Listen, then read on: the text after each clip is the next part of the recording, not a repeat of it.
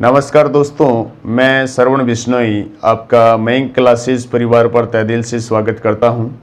जैसा कि दोस्तों आपको हमारी टीम द्वारा बताया गया था कि हमारे YouTube चैनल हमारे परिवार पर आप सभी को सारे सब्जेक्ट्स अवेलेबल हो जाएंगे, जैसे कि हिंदी, इंग्लिश, राजस्थान में जीके में जैसे हिस्ट्री, ज्योग्राफी, कला संस्कृति, political, India GK, reasoning, maths, लगभग आपके सारे सब्जेक्ट्स, कुछ एक सब्जेक्ट्स रहे हैं जो स्टार्ट नहीं हुए हैं, उसी के अनुसार जैसे राजस्थान पुलिस वालों के लिए जैसे महिला एवं बाल अपराध, जनरल साइंस और कंप्यूटर के क्विज, ये सारे क्विज बिल्कुल स्टार्ट जल्द ही हो जाएंगे और लगभग क्लासेस सारी बिल्कुल स्टार्ट हो चुकी है।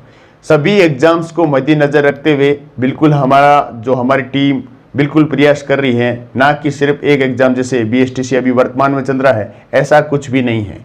चाहे वो बीएसटीसी का हो, चाहे पीटीटी का हो, चाहे राजस्थान पुलिस हो, चाहे पटवार हो, सभी एग्ज़ाम्स को मद्देनज़र रखते हुए हमारी टीम बिल्कुल वर्क कर रही है। आज अपन पढ़ेंगे हिंदी के बारे में, हिंदी ग्रामर के बारे में, हिंदी व्याकरण के बारे में, जिसके बारे में बिल्कुल अपन अध्ययन करेंगे। और आज का अपना चैप्टर रहेगा संधि।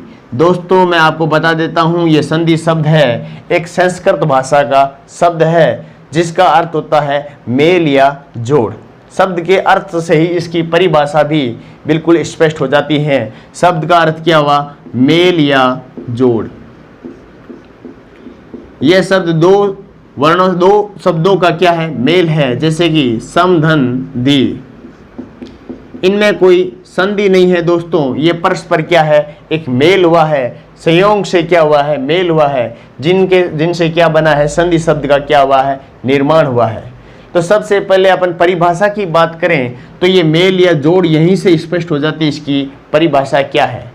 दो वर्णों के मेल या दो वर्णों के परस्पर मेल से उत्पन्न ध्वनि का जो विकार होता है उसे अपन क्या कहते हैं? संधि कहते हैं। साधारण भाषा में बात करें तो दो वर्णों के परस्पर मेल से उत्पन्न ध्वनि विकार को क्या कहा जाता है? संधि।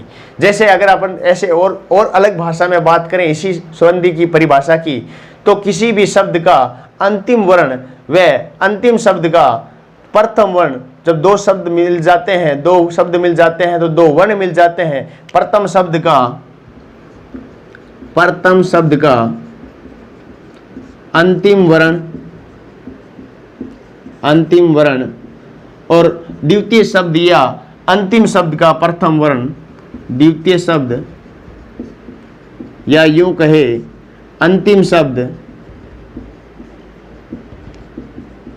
का प्रथम वर्ण के मिलने से जो विकार परिवर्तन होता है उसे क्या कहा जाता है? संधि कहा जाता है। तो दोस्तों अपन एक नॉर्मल सी इसकी परिभाषा लिख देते हैं, उसके बाद अपन डिस्कस करते हैं कि संधि कितने प्रकार की होती है। दो वर्णों के मेल से उत्पन्न, परिभाषा लिख देते हैं, दो वर्णों के परस्पर मेल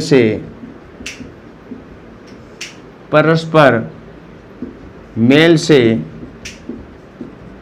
उत्पन्न ध्वनि विकार को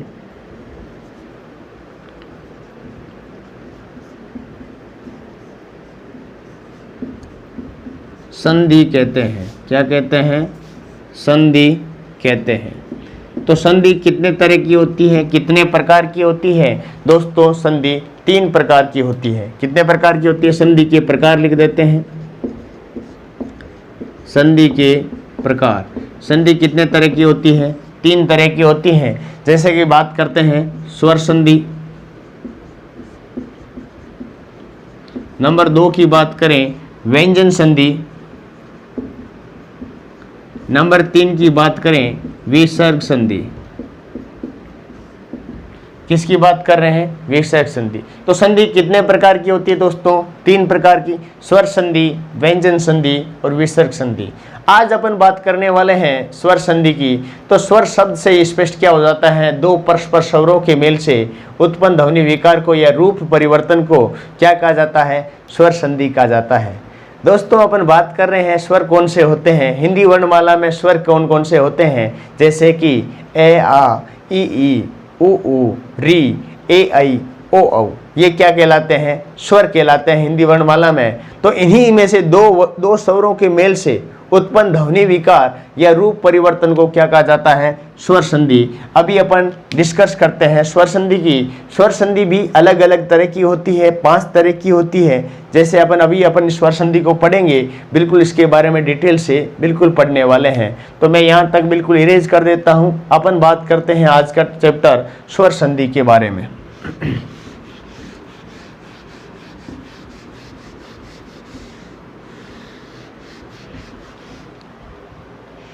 किसकी बात कर रहे हैं अपन? संधि का पहला प्रकार क्या नाम है? स्वर संधि। स्वर संधि किसे कहते हैं? दो स्वरों के परस्पर मेल से उत्पन्न विकार, दो स्वरों के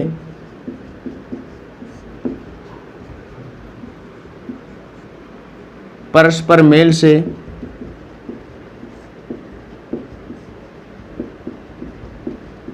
उत्पन्न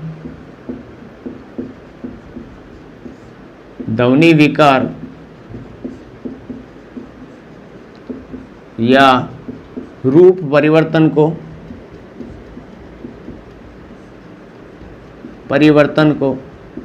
क्या कहा जाता है?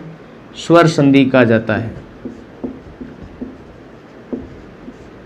स्वर संधि कहा जाता है। स्वर संधि कितने प्रकार की होती है दोस्तों? स्वर संधि 5 प्रकार की होती है। स्वर संधि 5 प्रकार की होती है।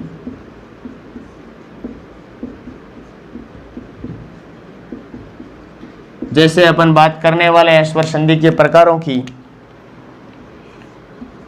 दीर्घ स्वर संधि, गुण स्वर संधि, वृद्धि स्वर संधि,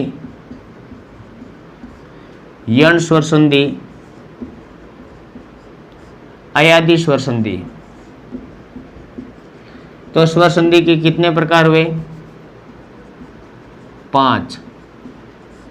तो स्वर संधि के प्रकार अपन ने लिख लिए हैं। स्वर संधि की परिभाषा भी अपन ने लिख दी है। अब अपन बात करेंगे सबसे पहले किसकी? दीर्घ स्वर संधि किसे कहते हैं, उसके बाद गुण की बात करेंगे, उसके बाद वृद्धि की, उसके बाद यण, उसके बाद अयादि। तो अभी अपन पढ़ लेते हैं कि दीर्घ स्वर संधि क्या होती है, दीर्घ स्वर संधि किसे कहते हैं, दीर्घ स्वर संधि में क्या नियम है, कौन से उदाहरण दीर्घ स्वर संधि के अंतर्गत आते हैं। तो मैं इसको इरेज कर देता हूं दोस्तों। इरेज करने से पहले अगर किसी ने नहीं लिखा है तो एक बार स्क्रीनशॉट भी ले सकते हो।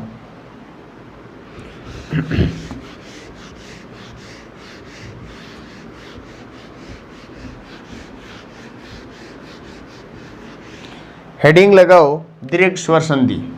स्वर संधि का पहला पार्ट क्या हेडिंग लगाओ? दीर्घ स्वर संधि।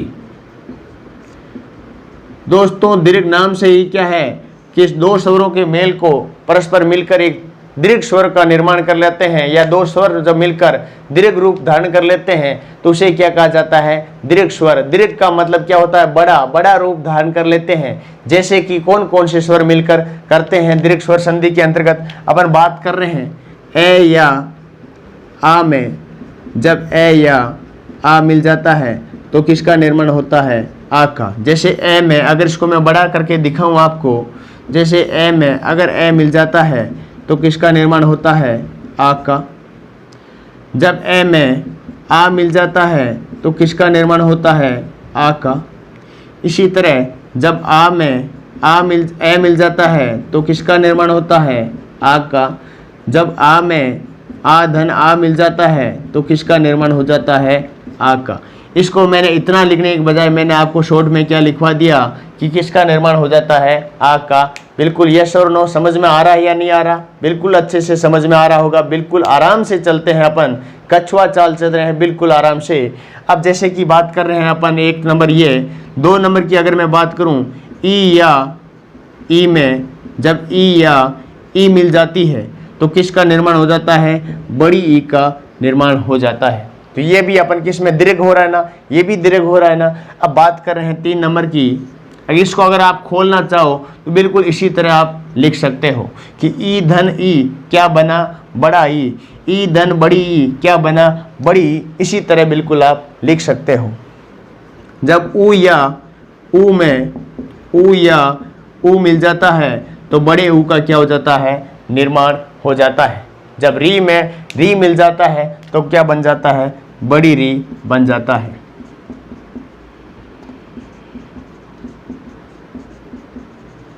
क्या बन जाता है, बड़ी री। तो ये सभी के सभी ऐसे नियम किस में आते हैं, दीर्घ स्वर संधि में। मतलब स्वर क्या है, दो स्वर मिलकर क्या रूप धारण कर लेते हैं, दीर्घ रूप धारण कर लेते हैं, उसे क्या कहा जाता है, दीर्घ स्वर संधि कहा जाता है। जैसे कोई एक शब्द ले लेते हैं, इसके एग्जाम्पल, इसके उदाहरण के तौर पर, जैसे मैं एक शब्द दे देता हूं दोस्तों आपको, जैसे कि वाचनालय। क्या शब्द ले लिया मैंने, वाचनालय ले लिया। जैसे भी मैंने ले लिया विद्यालय ले लिया, जैसे कि मैंने ले लिया विद्यार्थी ले लिया। अब देखिए दोस्तों, इन सारे शब्दों को आप देखिए। अब इनमें आप कैसे कह सकते हो कि इनमें क्या है, दीर्घ स्वर संधि। देखिए यहाँ पे देखिए दीर्घ स्वर संधि में देखिए आ रहा है नहीं आ रहा, आ रहा है ना। देखिए दीर्घ स्वर संधि में आ रहा है ना, आ रहा है ना। मतलब पहला रूल क्या था, आ वाला था ना। मतलब बड़े दीर्घ स्वर का क्या ले लेती है, रूप ले लेती है, नहीं लेती। जैसे मैंने एक शब्द ले लिया गिरीश। क्या शब्द ले लिया, गिरीश। देखिए दोस्तों, ये देखो बड़ी ई का निर्माण हो रहा है नहीं हो रहा। यहाँ पे भी देखिए बड़ी ई का निर्माण हो रहा है नहीं हो रहा। मतलब कि बड़ा रूल के अनुसार चल रहे हैं नहीं चल रहे, चल रहे हैं ना। जैसे कि मैंने एक नाम ले लिया पुष्पांजलि।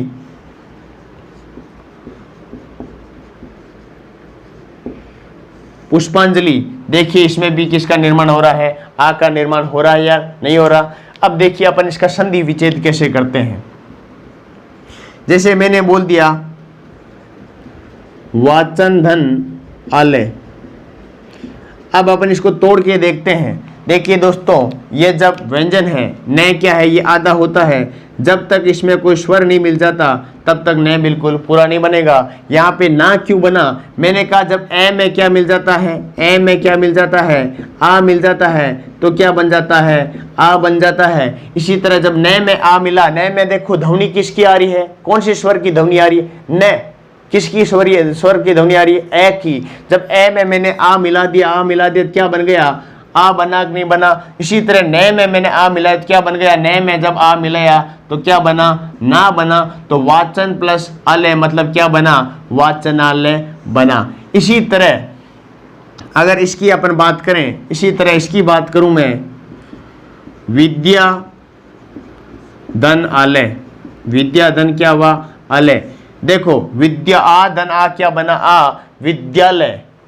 इसी तरह मैं बात करूं विद्यार्थी की, विद्या धन अर्थी क्या बना, विद्यार्थी। इसी तरह मैं बात करूं गिरी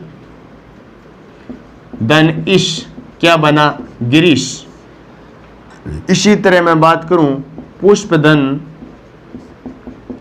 अंजलि, तो क्या बना, पे प्लस ए पा पुष्पांजलि, क्या बना, पुष्पांजलि। दोस्तों जब इन शब्दों की जब टुकड़े किए जाते हैं तो उन टुकड़ों का भी क्या निकलना चाहिए, मतलब निकलना चाहिए, तभी वो क्या होती हैं, प्रॉपर संधि होती हैं। ऐसा नहीं है कि आपने सीधा ही आपने जोड़ दिया कि जैसे सम धन धी संधि बना दिया, तो वो एक संयोग होता है।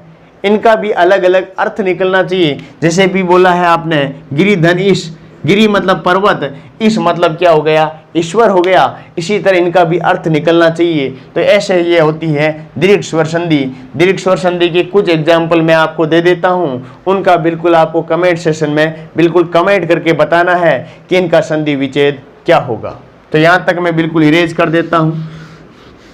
कुछ मैं आपको कमेंट्स के लिए बिल्कुल देता हूँ, उनका बिल्कुल आपको कमेंट करके मुझे बताना है जवाब। उसके बाद अपन बात किसके करेंगे, गुण स्वर संधि की। जैसे कि मैंने दे दिया अनाभाव, जैसे कि मैंने दे दिया अभिप्सा, जैसे कि मैंने दे दिया वार्तालाप, जैसे कि मैंने दे दिया रामायण,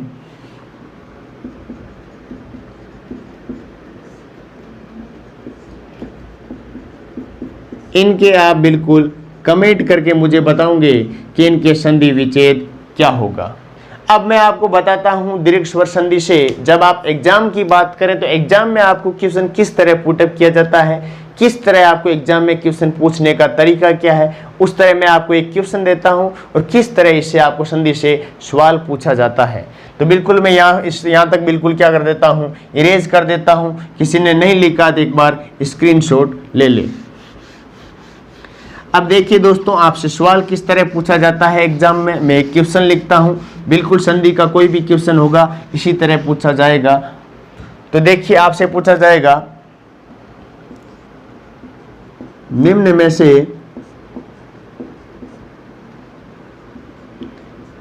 से दीर्घ स्वर संधि, निम्न में से दीर्घ स्वर संधि किस शब्द में है, या फिर किस में है या किस शब्द में है। अब देखिए दोस्तों, मैं आपको 4 ऑप्शन दे देता हूं। जैसे मैंने आपको पहला शब्द दे दिया यद्यपि,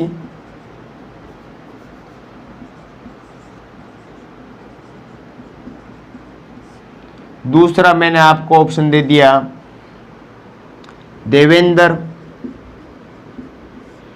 तीसरा मैंने आपको ऑप्शन दे दिया सदैव, चौथा मैंने ऑप्शन दे दिया आपको रामायण। और आपसे मैंने पूछ लिया इनमें से कौन सा शब्द में दीर्घ स्वर संधि होगी। अगर आपकी अच्छे से पढ़ी हुई है, आपको पता है कि दीर्घ स्वर संधि में तो आ, बड़ा ई, बड़ा ऊ और री का निर्माण होता है, तो वो संधि किस में होती है, दीर्घ स्वर संधि। या दो स्वरों मिलके दीर्घ रूप धारण कर लेते हैं, दो स्वर, तब वो क्या हो जाती है, दीर्घ स्वर संधि। यहाँ पे देखिए, यहाँ पे भी नहीं हो रही। यद्यपि देखिए, सदैव देखिए, देवेंद्र देखिए। जब आप आगे बात करोगे तो ये किस में आ गया, गुण स्वर संधि में। ये किस में आ गया, वृद्धि स्वर संधि में। ये जब आप आगे अध्ययन करोगे तब आपको बिल्कुल पता चल जाएगा कि कौन से में कौन सी संधि का निर्माण हो रहा है। अब यहाँ पे देखिए रामायण, यहाँ पे देखिए आ रहा है कि नहीं आ रहा, आ स्वर की उत्पत्ति हो रही है नहीं, आ रामायण है ना, राम धन अयन रामायण, तो रामायण हो रहा है, तो मतलब आप कह सकते हो इसमें कौन सी संधि है, दीर्घ स्वर संधि है। तो आपका ऑप्शन डी बिल्कुल क्या हो जाएगा, परफेक्ट आंसर हो जाएगा। इसी तरह आपसे एग्जाम में क्वेश्चन पूछा जाता है। या फिर आपसे एग्जाम में क्वेश्चन क्या पूछेगा कि रामायण शब्द में या रामायण शब्द का संधि विच्छेद क्या होगा, रामायण शब्द का संधि विच्छेद क्या होगा। या फिर आपसे पूछा जाएगा राम धन अयन से किस शब्द का निर्माण होता है, किस शब्द का निर्माण होता है, कौन सा शब्द बनता है। तो आप बिल्कुल, अगर आपको संधि पता है, संधि विच्छेद करना आता है, संधि विच्छेद या फिर शब्द का संधि करना आता है, तो बिल्कुल आप बता सकते हो कि रामायण शब्द का निर्माण होगा। यहाँ तक बिल्कुल सभी को आपको समझ में आ गया होगा। बढ़ते हैं अपन गुण स्वर संधि के अंतर्गत। तो यहाँ तक मैं बिल्कुल इरेज कर देता हूँ। देखिए दोस्तों, मेरे ख्याल से अगर आपका कोई भी संधि, कोई भी टॉपिक पढ़ो, अगर आपका कंसेप्ट क्लियर हो जाता है तो उसको पढ़ना भी क्या हो जाता है, आसान हो जाता है। और मेरा उद्देश्य है आपका कंसेप्ट को क्लियर कर देना। बाकी बिल्कुल आपको अध्ययन करना पड़ेगा, एक्सरसाइज करनी पड़ेगी, लेकिन मैं आपका कंसेप्ट क्लियर कर सकता हूँ। बात कर रहे हैं गुण स्वर संधि, किसकी, गुण स्वर संधि की। अब गुण स्वर संधि क्या होती है, इसमें किस तरह के एग्जाम्पल आते हैं। जब स्वर मिलकर ए, ओ और अर में परिवर्तन हो जाते हैं, जब कोई दो स्वर मिलकर ए, ओ और अर में परिवर्तित हो जाते हैं, तो उसी संधि को क्या कहा जाता है, गुण स्वर संधि कहा जाता है। ए, और अर में परिवर्तन। बोला सर परिवर्तन कैसे होगा, ए कैसे बनेगा, ओ कैसे बनेगा और अर कैसे बनेगा। मैंने कहा जब ए या आ में जब ई मिल जाती है तो क्या बन जाता है, ए बन जाता है। मैंने कहा ए या आ में ऊ मिल जाता है, क्या बन जाता है, ओ बन जाता है। जब मैंने कहा ए या आ में जब री मिल जाती है तो किसका निर्माण हो जाता है, अर का निर्माण हो जाता है। मैंने कहा ए या आ में जब ई या ई मिल जाती है तो ए का निर्माण होता है। मैंने कहा जब ए या आ में ऊ या ऊ मिल जाता है तो ओ का निर्माण हो जाता है। मैंने कहा ए या आ में जब री मिल जाता है किसका निर्माण हो जाता है? अर का निर्माण हो जाता है। यस और नो? यहाँ तक किसी भी भाई बहन को कोई दिक्कत? ओके। तो ए या आ में जब ई मिल जाता है तो ए का निर्माण हो जाता है। ए या आ में जब ऊ मिल जाता है तो ओ का निर्माण हो जाता है। ए या आ में जब री मिल जाता है तो किसका निर्माण हो जाता है? अर का निर्माण हो जाता है। यहाँ तक किसी को कोई दिक्कत नहीं होनी चाहिए, बिल्कुल दिक्कत नहीं है ना? यस और नो? अब बढ़ते हैं आगे एग्जाम्पल्स की तरफ। तो दोस्तों जब ए या आ में जब ई मिल जाता है तो क्या बन जाता है? ए बन जाता है। ए या आ में जब ऊ मिल जाता है तो ओ बन जाता है। ए या आ में जब री मिल जाता है अर मिल जाता है। जब अगर बड़ी ई मिल जाती है तो क्या बन जाता है? ए बन जाता है। बड़ा ऊ मिल जाता है तो क्या बन जाता है? ओ बन जाता है। ठीक है ना? जब ए और ओ वाली बात करेंगे, इनकी बात अपन किस में करेंगे? दीर्घ स्वर संधि में बात करेंगे। यहाँ पर गुण स्वर संधि की बात हो रही है, इनको अपन यहीं पर क्या कर देते हैं? इरेज कर देते हैं। तो आगे जब गुण दीर्घ स्वर संधि वर्धी स्वर संधि पढ़ेंगे उसमें अपन बड़ा ई या बड़ा ऊ की बात करेंगे। अब बात करते हैं इनसे एग्जाम्पल्स की। जैसे मैंने बताया था आपको देवेंद्र, तो देवेंद्र देखिए, देवेंद्र किसका निर्माण हो रहा है? वे का निर्माण, मतलब एक का निर्माण हो रहा है कि नहीं हो रहा? मतलब एक मात्रा का निर्माण हो रहा ना। तो देव धन इंद्र। अब देखिए दोस्तों, देखिए ए है, ए की ध्वनि आ रही है और ई मिल रहा है। जब ए या आ में क्या मिल जाता है? ई मिल जाता है तो किसका निर्माण हो जाता है? ए का निर्माण हो जाता है। तो क्या बन जाएगा? वे धन ई क्या बनेगा? वे बनेगा। मतलब क्या बनेगा? देवेंद्र। किसका निर्माण हो जाएगा? देवेंद्र। तो इसी तरह इसका क्या हो जाएगा? संधि विच्छेद हो जाएगा। अपन कुछ एग्जाम्पल और कर लेते हैं, जैसे कि देवर्षि।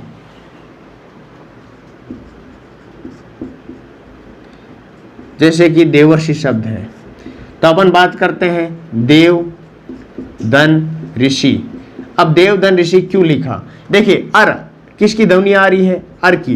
किसकी आ रही है? अर्श की। देवर्षि अर की आ रही है ना। तो देखिए देव व और धन क्या हुआ? री बना। तो ए धन री बना। ए या आ के साथ अगर री जुड़ जाता है तो क्या बन जाता है? अर। तो वह धन री क्या बना? वर। तो देवर्षि क्या बना? देवर्षि। इसी तरह आपको बिल्कुल ये वह आधा होता है, हलंत होता है। तो वह धन री क्या बना? अर बना। यहाँ पे क्या बना? वर बना। क्या बना? वर बना। तो क्या बना? देवर्षि। इसी तरह अपन कुछ एग्जाम्पल्स की और बात कर लेते हैं, जैसे कि महर्षि, देवर्षि, महर्षि, देवेंद्र, सौमेंद्र, ये सारे शब्द किसके हैं? गुण स्वर संधि की। अगर नॉर्मल अपन पहचान के रूप में लिखें, जिस शब्द पे एक मात्रा आ जाती है वो क्या है? गुण स्वर संधि में। लेकिन अपवाद के रूप में भी आपको बहुत शब्द मिलेंगे, हर जगह अपवाद अवेलेबल रहते हैं, लेकिन मोस्टली जिसमें एक मात्रा होती है वो किस में आते हैं? गुण स्वर संधि में। जिनमें मोस्टली दो मात्रा होती है वो किस में आते हैं? वृद्धि स्वर संधि में। जिनमें आ, ई, ऊ और बड़े री की बात कर ले, उसमें कौन सी आ जाती है? दीर्घ स्वर संधि। बिल्कुल मैं आपको कुछ एग्जाम्पल्स और दे देता हूं, जैसे कि मृगेंद्र, मृग धन इंद्र क्या बन गया? मृगेंद्र बना कि नहीं बना? जैसे कि राजेश्वर, प्राप्तोदक, राजेश्वर। देखिए कि सारों में क्या आ रही है? एक मात्रा आ रही है कि नहीं आ रही? तो मैंने कहा जब ए, ओ और अर में क्या हो जाता है? परिवर्तन हो जाता है, वो सारे के सारे किस में आता है? जैसे ओ का एग्जाम्पल मैं एक लिख देता हूं यहां पर, प्राप्तोदक। देखिए ओ की भी बात होगी, प्राप्तोदक। तो प्राप्त धन उदक। मैंने कहा ए या आ में जब ऊ जुड़ जाता है तो क्या किसका निर्माण हो जाता है? ओ का निर्माण हो जाता है। दोस्तों आज अपन ने बात किसकी की है? दीर्घ स्वर संधि की, स्वर संधि की और संधि के प्रकार की, संधि की परिभाषा की, स्वर संधि के प्रकार की। और स्वर संधि में अपन ने क्या पढ़ा है? दीर्घ स्वर संधि और गुण स्वर संधि के बारे में। तो उम्मीद है आप सभी को बिल्कुल अच्छे से समझ में आ गया होगा। बिल्कुल आया कि नहीं आया? यस और नो? अगर आप सभी को अच्छा लगा है आज का सेशन तो एक बार कमेंट कीजिएगा कि आपको आज का सेशन कैसा लगा। अगर अच्छा लगा है तो बिल्कुल अपन हमेशा बिल्कुल प्रॉपर ढंग से बिल्कुल आप सभी के साथ में हमेशा जुड़ा रहूँगा। बात करेंगे कल नेक्स्ट सेशन के बारे में, इससे आगे अपन कब पढ़ेंगे कल की क्लास में। जय हिंद, जय भारत।